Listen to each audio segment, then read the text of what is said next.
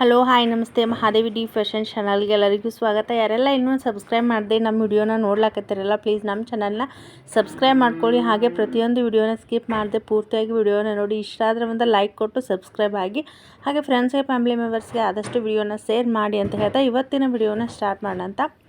ಮೊದಲಿಗೆ ಇವಾಗ ಟೈಮ್ ಬಂದು 11 ಗಂಟೆ ಆಗೈತಿ. ವಿಡಿಯೋನ ಸ್ಟಾರ್ಟ್ ಮಾಡೀನಿ. ಮಕ್ಕಳೆಲ್ಲ ಸ್ಕೂಲ್ಗೆ ಹೋದರು. ಮನೆ ಕೆಲಸ ಮುಗಿಸ್ಕೊಂಡು ಬರಬೇಕಾಯ್ತು ಅಂತಂದ್ರೆ 11 ಗಂಟೆ ಆಯಿತು. ಸಂಜೆ ಟೈಮಲ್ಲಿ ಮಳೆ ಅದು ಬಂತು ಅಂತಂದ್ರೆ ಮೇಯಂಗಿಲ್ಲ ಅಂಥೇಳಿ ಮುಂಜಾನೆ ಒಂದು 2-3 ಅವರ್ಸ್ ಏನೈತಲ್ಲ ಮೇಯಿಸ್ಬಿಟ್ಟು ಕಟ್ಟಿ ಆಮೇಲೆ ನಂತರ ನಾನು ಟೈಲರಿಂಗನ್ನು ಸ್ಟಾರ್ಟ್ ಮಾಡ್ತೀನಿ. ಹಾಗೆ ರೆಗ್ಯುಲರ್ ಆಗಿ ಒಂದಿಷ್ಟು ಕಸ್ಟಮರ್ ಬ್ಲೌಸಸ್ ಸ್ಟಿಚಿಂಗ್ ಮಾಡೋದಿರ್ತೈತಿ, ಆಮೇಲೆ ಎಂಬ್ರಾಯ್ಡ್ರಿ ಪ್ರಾಕ್ಟೀಸ್ ಮಾಡೋದಿರ್ತೈತಿ. ಇದ್ರ ಜೊತೆಗೆ ಏನೈತಲ್ಲ ಟೈಮಿಂಗ್ ಇತ್ತು ಅಂತಂದ್ರೆ ಈ ರೀತಿಯಾಗಿ ಟೈಲರಿಂಗ್ ಜರ್ನಿನ ಸ್ಟಾರ್ಟ್ ಮಾಡಿರ್ತೀನಿ. ಹಾಗೆ ಯಾರೆಲ್ಲ ನಮ್ಮ ವಿಡಿಯೋ ನೋಡ್ಲಾಕತ್ತಿರಲ್ಲ ಖಂಡಿತವಲ್ಲಿ ಇದೇ ರೀತಿಯಾಗಿ ಸಪೋರ್ಟ್ ಮಾಡಿ ನಮ್ಮ ಚಾನಲ ಗ್ರೋ ಆಗ್ಲಿಕ್ಕೆ ಸಾಧ್ಯ ಆಗುತ್ತೆ ಅಂತ ಹೇಳ್ತಾ, ಹಾಗೆ ಇವತ್ತೇನೈತಲ್ಲ ಒಂದು ಸಿಂಪಲ್ ಆಗಿರ್ತಕ್ಕಂಥ ಎಂಬ್ರಾಯ್ಡ್ರಿ ವರ್ಕನ್ನು ನಿಮ್ಮ ಜೊತೆ ಶೇರ್ ಮಾಡ್ತೀನಿ. ನಾನು ಯಾವ ರೀತಿಯಾಗಿ ಪ್ರಾಕ್ಟೀಸ್ ಮಾಡ್ತೀನಿ ಅಂತ ಹೇಳಿ. ಯಾಕಂತಂದರೆ ಡೈರೆಕ್ಟಾಗಿ ನಾನು ಕಸ್ಟಮರ್ ಬ್ಲೌಸ್ ಮೇಲೇ ವರ್ಕ್ ಹಾಕೋಂಗಿಲ್ಲ. ಹಿಂಗೆ ಮೊದಲಿಗೆ ಯಾವ್ಯಾವ ಡಿಸೈನ್ಸನ್ನು ನಾನು ಸೆಲೆಕ್ಟ್ ಮಾಡಿಕೊಂಡು ಅದಕ್ಕೆ ಬೇಕಾಗಿರ್ತಕ್ಕಂಥ ಶೇಪ್ಸ್ನ ಎಲ್ಲ ನಾನು ಪ್ರಾಕ್ಟೀಸ್ ಮಾಡ್ತಿರ್ತೀನಿ. ಮೊದಲಿಗೆ ಏನೈತಲ್ಲ ದನ ಕರು ಮೇಯಿಸ್ಕೊಂಡು ನಂತರ ಮಧ್ಯಾಹ್ನ ಟೈಮ್ದೊಳಗೆ ಒಂದು 2-3 ಅವರ್ಸ್ ಏನೈತಲ್ಲ ನಾನು ಟೈಲರಿಂಗ್ ಅಂತ ಹೇಳಿ ಟೈಮಿಂಗ್ ಕೊಟ್ಟಿರ್ತೀನಿ. ಇವಾಗ ಇಷ್ಟೇ ಒಂದು ಕಸ್ಟಮರ್ ಬ್ಲೌಸ್ ಒಂದು ಬ್ಲೌಸನ್ನು ಲೈನಿಂಗ್ ಬ್ಲೌಸನ್ನು ಕಟಿಂಗ್ ಮಾಡಿಟ್ಟೇನಿ. ಅದು ಸಿಂಪಲಾಗಿ ರೌಂಡ್ ನೆಕ್ ಇಟ್ಟು ಸ್ಟಿಚಿಂಗ್ ಮಾಡಿರಿ ಅಂತ ಹೇಳಿದರು. ಬ್ಲೌಸನ್ನು ನಾನು ಕಟಿಂಗ್ ಮಾಡಿ ಇಟ್ಟು ನಂತರ ಸಂಜೆ ಟೈಮಲ್ಲಿ ಸ್ಟಿಚಿಂಗ್ ಮಾಡಬೇಕು ಅಂಥೇಳಿ ಇವಾಗ ಮೀಸ್ಲಾಕ್ಕೆ ಬಂದೇನಿ. ಅಂದರೆ ಟೈಮ್ ಅಡ್ಜಸ್ಟ್ ಮಾಡಿಕೊಂಡು ಮನೆ ಕೆಲಸದಲ್ಲಿ ಟೈಮ್ ಅಡ್ಜಸ್ಟ್ಮೆಂಟ್ ಮಾಡಿಕೊಂಡು ಟೈಲರಿಂಗನ್ನು ಆರಾಮಾಗಿ ನೀವು ಟೈಲರಿಂಗಲ್ಲಿ ಅರ್ನಿಂಗನ್ನು ಮಾಡಬಹುದು. ಹಾಗೆ ಒಬ್ಬರು ಸಿಸ್ಟರ್ ನನಗೆ ಕಮೆಂಟ್ ಮಾಡಿದರು, ತುಂಬ ದಿನ ಆಯಿತು ಕಮೆಂಟ್ ಮಾಡ್ಲಾಕತ್ತು, ನೀವು ವರ್ಕ್ ಪಿಕೋ ಮೆಷಿನ್ ಮೇಲೆ ಹೆಂಗೆ ಮಾಡ್ತೀರಿ, ಥ್ರೆಡ್ ಯಾವ್ದು ಯೂಸ್ ಮಾಡ್ತೀರಿ, ಯಾವ ರೀತಿಯಾಗಿ ಥ್ರೆಡ್ಡನ್ನು ಹಾಕೋದು ಎಲ್ಲನೂ ಕೇಳಾಕತ್ತೀರಿ. ಖಂಡಿತವಾಗ್ಲೂ ನೆಕ್ಸ್ಟ್ ವಿಡಿಯೋ ಒಳಗೆ ನಾನು ಶೇರ್ ಮಾಡ್ತೀನಿ. ಇವಾಗ ನೋಡಿದ್ರಲ್ವ ಎಲ್ಲ ಆಡ ಮೀಸ್ಕೊಂಡು ಬಂದು ಅವಕ್ಕೆ ನೀರು ಕುಡಿಸಿ ಕಟ್ಟಿ ಟೈಮ್ ಅಂತಂದ್ರೆ 12 ಗಂಟೆ ಬರ್ಬೇಕಂತ ಹೇಳಿ ಅಂದ್ಕೊಂಡಿದ್ದೀನಿ. ಅಂದರೆ ಬಿಸಿಲು ಒಂದು ಸ್ವಲ್ಪ ಕಡಿಮೆ ಇತ್ತು, ಹೀಗಾಗಿ 11 ಗಂಟೆ ಬಿಟ್ಟವಳು 1:30 ಆಗಿತ್ತು. ಇವ ಆಡುಗಳು ಕಟ್ಟಿ ನಂತರ ನೀರು ಕುಡಿಸಿ ಅಂತ ನಾನು ಟೈಲರಿಂಗ್ ಸ್ಟಾರ್ಟ್ ಮಾಡಬೇಕು ಅಂತಂದ್ರೆ 2 ಗಂಟೆ ಆಗಿ ಹೋಗಿತ್ತು. 2:30 ಸಮೀಪ ಬಂದಿತ್ತು. ನೋಡಿದ್ರಲ್ವ ಟೈಲರಿಂಗ್ ಒಂದೇ ಅಂತ ಹಳ್ಳಿ ಒಳಗೆ ಏನೈತಲ್ಲ ನಾವು ಟೈಲರಿಂಗ್ ಒಂದೇ ಕಂಟಿನ್ಯೂಸ್ ಆಗಿ ಮಾಡ್ತೀನಿ ಅಂತಂದರೆ ಸಾಧ್ಯ ಆಗಂಗಿಲ್ಲ. ಇವಾಗ ನೋಡ್ಲಕ್ಕದ್ರಲ್ಲಿ ಈ ಮೇಕೆ ಏನೈತಲ್ಲ ಉಳಿಯುತ್ತೋ ಇಲ್ಲೋ ಅಂತ ಹೇಳಿ ಕನ್ಫ್ಯೂಷನಲ್ಲಿ ಇದ್ವಿ. ಅಷ್ಟೊಂದು ಇದಕ್ಕೆ ಆರಾಮ್ ತಪ್ಪಿತ್ತಂತ ಹೇಳಬೇಕು. ಯಾಕಂತಂದರೆ ಅದನ್ನು ಕೂಡ ನಿಮ್ಮ ಜೊತೆ ನಾನು ಶೇರ್ ಮಾಡ್ಲಾಕತ್ತೀನಿ. ಇವಾಗ ಕಡಿಮೆ ಆಗೈತಿ. ಆಮೇಲೆ ಮುಂಜಾನೆ ಟೈಮಲ್ಲಿ ನಾಳೆ ಅಮಾವಾಸ್ಯೆ ಇರೋದ್ರಿಂದ ಮನೆಯೆಲ್ಲ ಕ್ಲೀನ್ ಮಾಡಿಬಿಟ್ಟು ತೊಳೆದ್ಬಿಟ್ಟು ಇವತ್ತೊಂದು ಸ್ವಲ್ಪ ಲೇಟ್ ಆಗಿತ್ತಲ್ವ ನಾನು ಮೇಕೆಗಳು ಮೇಯ್ಸ್ಲಾಕ ಬಿಡ್ಲಾಕ. ಅವರು ಸ್ಕೂಲ್ಗೆ ಹೋದ ನಂತರ ಮನೆಯೆಲ್ಲ ತೊಳ್ಕೊಂಡು ನಂತರ ನಾನು ಮೇಕೆಗಳು ಮೇಯ್ಸ್ಲಾಕ ತೊಗೊಂಡು ಹೋಗಿದ್ನಿ. ಸೊ ನಮ್ಮದು ವಿಲೇಜ್ ವ್ಲಾಗ್ ಇಷ್ಟ ಆಯಿತು ಅಂತಂದ್ರೆ ಖಂಡಿತವಾಗ್ಲೂ ನಮ್ಗೆ ಕಮೆಂಟ್ ಮೂಲಕ ತಿಳಿಸ್ರಿ ಇಷ್ಟ ಆಯಿತಾ ಅಂಥೇಳಿ. ಇವಾಗ ನೋಡ್ತಾ ಇದ್ರಲ್ಲ ಇದು ಎಂಬ್ರಾಯ್ಡ್ರಿ ಪ್ರಾಕ್ಟೀಸ್ ನೋಡಿರಿ. ಏನೇನು ನನಗೆ ಡಿಸೈನ್ಸ್ ಬೇಕಲ್ಲ ಈ ರೀತಿಯಾಗಿ ಪ್ರಾಕ್ಟೀಸ್ ಮಾಡ್ತಿರ್ತೀನಿ. ರೈಸ್ ಸ್ಟಿಚ್ ಆಗಿರ್ಬೋದು, ಈ ರೀತಿಯಾಗಿ ರೌಂಡ್ ಶೇಪ್ ಆಗಿರಬಹುದು, ಮತ್ತು ಇಲ್ಲಿ ನೋಡ್ತಾ ಇರ್ಬೋದು ಈ ರೀತಿಯಾಗಿ ನಾನು ಎಂಬ್ರಾಯ್ಡ್ರಿನ ಪ್ರಾಕ್ಟೀಸ್ ಮಾಡ್ತೀನಿ. ಟೈಮ್ ಒಂದು 2:30 ಒಂದು 5 ನಿಮಿಷ ಕಡಿಮೆ ಇತ್ತು ನೋಡಿರಿ. ಮೊದಲಿಗೆ ಬ್ಲೌಸ್ ಸ್ಟಿಚ್ ಮಾಡಬೇಕು ಅಂದ್ಕೊಂಡು ಸ್ಟಿಚಿಂಗ್ ಮಷಿನ್ ಮೇಲೆ ಕೂತ್ಕೊಂಡು ಆಮೇಲೆ ಏನು ಅನ್ನಿಸ್ತು ಅಂತಂದರೆ ಇನ್ನೊಂದು ಎಂಬ್ರಾಯ್ಡ್ರಿ ಬ್ಲೌಸನ್ನು ಪ್ರಾಕ್ಟೀಸ್ ಮಾಡಿ ನಂತರ ಇದನ್ನ ಕಂಟಿನ್ಯೂ ಮಾಡ್ಬೇಕಂತ ಹೇಳಿ ಅಂದ್ಕೊಂಡಿದ್ವಿ. ಒಂದು ಬ್ಲೌಸ್ ಏನೈತಲ್ಲ ಅರ್ಧ ಬ್ಲೌಸನ್ನು ಕಂಪ್ಲೀಟ್ ಮಾಡೀನಿ. ಇನ್ನೂ ಒಂದು ಸ್ವಲ್ಪ ಬ್ಲೌಸ ಸ್ಟಿಚಿಂಗ್ ಮಾಡೋದಿತ್ತು. ಅದನ್ನು ಇಲ್ಲಾಂತ 3:30ಯಿಂದ ಸ್ಟಾರ್ಟ್ ಮಾಡೀನಿ ಅಂತಂದ್ರೆ ಒಂದು ಅರ್ಧ ಗಂಟೆ ಒಳಗೆ ಆ ಬ್ಲೌಸ್ ಕಂಪ್ಲೀಟ್ ಆಗ್ತೈತಿ. ಅದಕ್ಕಿಂತ ಮುಂಚೆ ಏನೈತೆ ಒಂದು ಅರ್ಧ ಗಂಟೆ ಎಂಬ್ರಾಯ್ಡ್ರಿ ಪ್ರಾಕ್ಟೀಸ್ ಮಾಡಬೇಕು ಅಂದ್ಕೊಂಡು ಆವಾಗ ಮಷಿನ್ ಮೇಲೇ ಒಂದು ವೇಸ್ಟ್ ಬಟ್ಟೆ ಮೇಲೆ ನಾನು ಪ್ರಾಕ್ಟೀಸ್ ಮಾಡ್ತಾಯಿದ್ದೀನಿ ಅಂತ ಮೊದಲಿಗೆ ಹೇಳಿದ್ನಲ್ವ. ಇವಾಗ ನೋಡ್ತಾ ಇರ್ಬೋದು ಒಂದು ಡಿಸೈನ್ ಕಂಪ್ಲೀಟ್ ಆಗಿತ್ತಿಲ್ಲ, ಅದನ್ನ ನಾನು ಹಿಂದಿನ ವಿಡಿಯೋ ಒಳಗೆ ನಾನು ಶೇರ್ ಮಾಡಿದ್ನಿ. ಇನ್ನೊಂದು ಈ ರೀತಿಯಾಗಿ ಫ್ರಂಟ್ ನೆಕ್ಕಡ್ ಶೇಪ್ನ ಹಾಕ್ಕೊಂಡು ಈ ರೀತಿಯಾಗಿ ಪ್ರಾಕ್ಟೀಸ್ ಮಾಡ್ತೀನಿ. ಮೊದಲಿಗೆ ನಾನು ರಫ್ ಸ್ಟಿಚ್ನ ಈ ರೀತಿಯಾಗಿ ಹಾಕ್ಕೊಂಡು ನಂತರ ಏನೈತಲ್ಲ ಒಂದು 3 ನಂಬರಲ್ಲಿ ಇಟ್ಟು ನಾನು ವರ್ಕ್ ಮಾಡಬೇಕಂತೇಳಿ ಅಂದ್ಕೊಂಡಿದ್ನಿ. ಆಮೇಲೆ ಏನು ಅನ್ನಿಸ್ತು, ರಫ್ ಸ್ಟಿಚ್ ಆದ ನಂತರ ಈ ರೀತಿಯಾಗಿ ಥ್ರೆಡ್ನ ಯೂಸ್ ಮಾಡಿಬಿಟ್ಟು ಹಾಕೋಣ ಔಟ್ಲೈನ್ ಯಾವ ರೀತಿ ಕಾಣುತ್ತೆ ಅಂತ ಹೇಳಿ ಅಂದ್ಕೊಂಡು ಈ ರೀತಿಯಾಗಿ ಮತ್ತೆ ಆ ಥ್ರೆಡ್ನ ತೊಗೊಂಡು ಈ ರೀತಿ ಹಾಕ್ಲಾಕತ್ತೀನಿ. ಮೊದಲಿಗೆ ಏನಂತ ರಫ್ ಸ್ಟಿಚ್ನ ಹಾಕಿ ನಂತರ ಮೊದಲಿಗೆ ಹಾಗೆ ಥ್ರೆಡ್ ಬೇಡ ಹಾಗೆ ಔಟ್ಲೈನ್ ಕೊಡ್ಬೇಕಂತ ಹೇಳಿ ಅಂದ್ಕೊಂಡಿದ್ದೀನಿ. ಈ ರೀತಿಯಾಗಿ ನೋಡಬೇಕು ಆ ರೀತಿ ವರ್ಕ್ ಕಾಣುತ್ತೆ ಅಂದ್ಬಿಟ್ಟು ಇವಾಗ 3 ನಂಬರಲ್ಲಿ ಇಟ್ಬಿಟ್ಟು ನಾನು ಹಾಕ್ಲಾಕತ್ತೀನಿ. ಇದು ನೋಡ್ಲಿಕ್ಕೆ ಈಸಿ ಅನಿಸ್ತತಿ, ಬಟ್ ಪ್ರಾಕ್ಟೀಸ್ ಮಾಡೋವರೆಗೂ ತುಂಬಾ ಕಷ್ಟ ಅನ್ತತಿ. ಸೇಪ್ ಆ ಕಡೆ ಈ ಕಡೆ ಆಗ್ತಿರ್ತತಿ. ಆಮೇಲೆ ಹೆಚ್ಚು ಕಡಿಮೆ ಬ್ರೇಕ್ ಬ್ಯಾಲೆನ್ಸ್ ಆಗಿರ್ಬೋದು, ತುಂಬಾ ಕನ್ಫ್ಯೂಷನ್ ಇರ್ತೈತಿ. ನಾವೆಲ್ಲ ಅಂದರೆ ಖಂಡಿತವಾಗ್ಲೂ ನಾನು ಇದನ್ನಿಷ್ಟು ಕಲಿಬೇಕಂತಂದ್ರೆ ಇವಾಗ ಮಿನಿಮಮ್ ಇಲ್ಲ ಅಂದರೆ ಒಂದು 3 ತಿಂಗಳಿಂದನೂ ಸ್ಟಾರ್ಟ್ ಮಾಡೀನಿ. ಮತ್ತು ಸ್ಟಾರ್ಟ್ ಮಾಡಿ ಕಷ್ಟಪಟ್ಟಿದ್ದಕ್ಕೂ ಏನೈತಿಲ್ಲ ಇವಾಗ ಸಿಂಪಲ್ ಆಗಿರ್ತಕ್ಕಂಥ ಬ್ಲೌಸ್ ವರ್ಕ್ ಅಂತೂ ನೀಟಾಗಿ ಹಾಕಲಿಕ್ಕೆ ಬರುತ್ತೆ ಅಂತ ಹೇಳ್ಬೋದು. ಇದಾದ ನಂತರ ಮಧ್ಯದಲ್ಲಿ ಈ ರೀತಿಯಾಗಿ ಬೇರೆ ಕಲರಿಂದ ನಾನು ಈ ರೀತಿಯಾಗಿ ಬಾರ್ಡರ್ ಚೆನ್ನಾಗಿ ಕಾಣಿಸುತ್ತಲ್ಲ ಅಂತ ನಿಮಗೆ ಅದೇ ಪ್ಲೇನ್ ಔಟ್ಲೈನ್ಗಿಂತನೂ ಈ ರೀತಿಯಾಗಿ ಮಾಡಿದ್ರೆ ಅಂತಂದರೆ ಇನ್ನೂ ಹೈಲೈಟಾಗಿ ಕಾಣಿಸ್ತೈತಿ.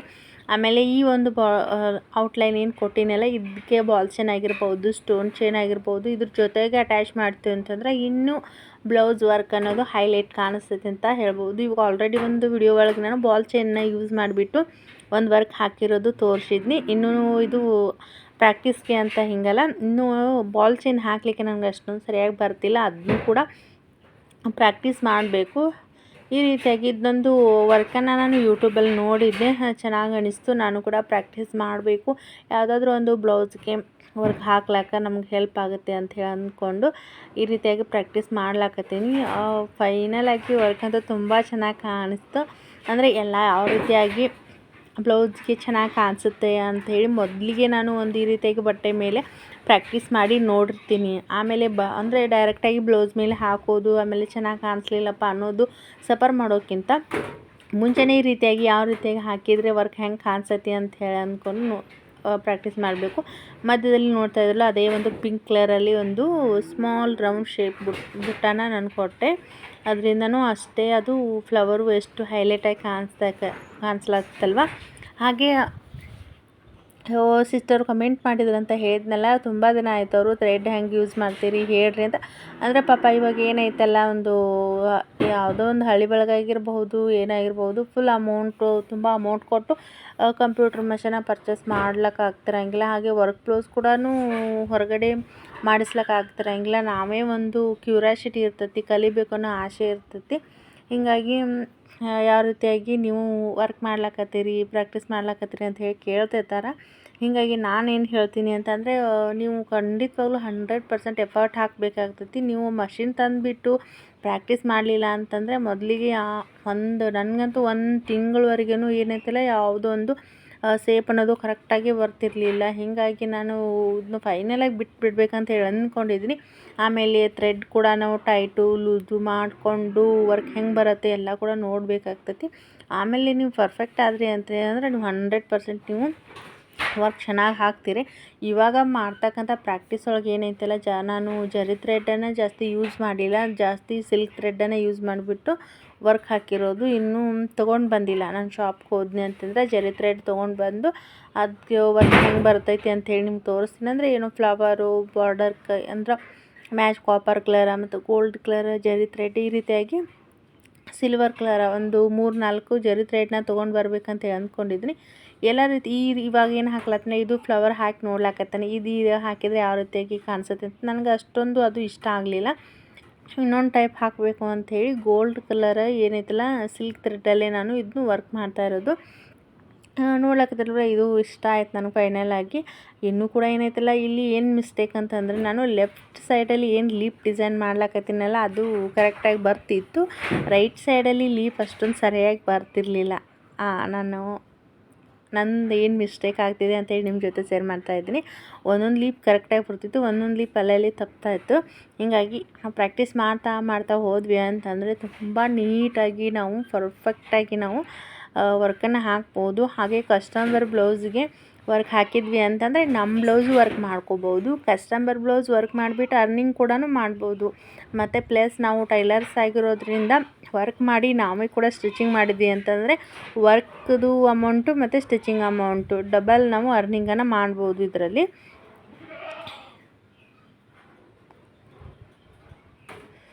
ಹಾಗೆ ಇವಾಗ ಏನೈತಲ್ಲ ನಾನು ಮೊದಲಿಗೆ ವಿಡಿಯೋ ಮಾಡಿರ್ತೀನಿ, ಮಾಡಿಕೊಂಡು ಮೇಕೆಗಳೇನು ಮೇಯಿಸ್ಲಾಕ ಹಿಂಗೆ ಹೊಲ್ದೊಳಗೆ ಕೆಲಸ ಮಾಡ್ಲಾಕತ್ತಿರ್ತೀನಲ್ಲ ಆ ಟೈಮ್ ಒಳಗೆ ಏನೈತಿಲ್ಲ ವಿಡಿಯೋನ ಎಡಿಟ್ ಮಾಡಿ ವಾಯ್ಸ್ ಓವರನ್ನು ಕೊಡ್ತಾ ಇರ್ತೀನಿ. ಅಂದರೆ ಸೆಪ್ರೇಟಾಗಿ ಈ ಒಂದು ವಿಡಿಯೋಗೆ ಅಂತೇಳಿ ಸೆಪ್ರೇಟಾಗಿ ಏನು ಟೈಮಿಂಗ್ ಕೊಡೋಂಗಿಲ್ಲ. ಹಾಗೆ ಈ ವರ್ಕ್ ಅಂತೂ ನನಗೂ ತುಂಬ ಇಷ್ಟ ಆಯಿತು. ಯಾವುದಾದ್ರೂ ಒಂದು ಬ್ಲೌಸ್ ಮೇಲೆ ಈ ರೀತಿಯಾಗಿ ಡಿಸೈನ್ ಮಾಡಬೇಕಂತ ಅಂದ್ಕೊಂಡು ವರ್ಕ ಮಾಡ್ಲಾಕತ್ತೀನಿ. ತುಂಬ ಚೆನ್ನಾಗಿ ಬಂತು.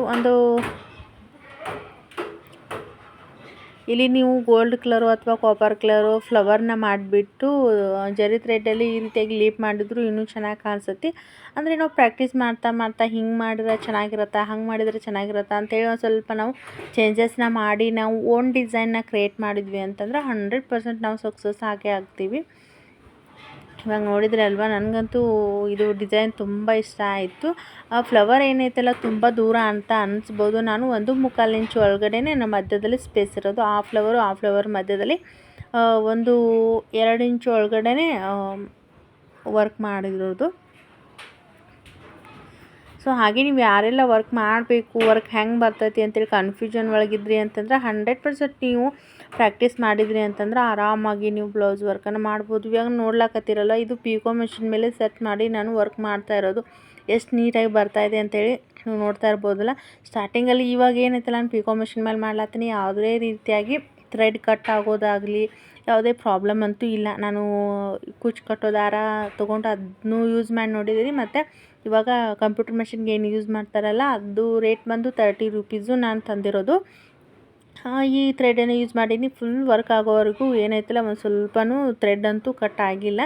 ಆಮೇಲೆ ರಾಲ್ಸನ್ ಮಷಿನ್ನ ನೋಡಬೇಕು, ಅದನ್ನ ತೊಗೊಂಡು ಬಂದು ಯೂಸ್ ಮಾಡಿಲ್ಲಲ್ಲ. ಹೀಗಾಗಿ ನಾನು ಪಿಕೋ ಮೆಷಿನ್ದು ಬೇಸ್ ಮೇಲೆ ಅಷ್ಟೇ ನಿಮಗೆ ನಾನು ಟಿಪ್ಸ್ ನಿಮ್ಗೆ ಶೇರ್ ಮಾಡ್ತೀನಿ. ನೋಡ್ಲಾಕತ್ತೀರಲ್ವ ವರ್ಕು.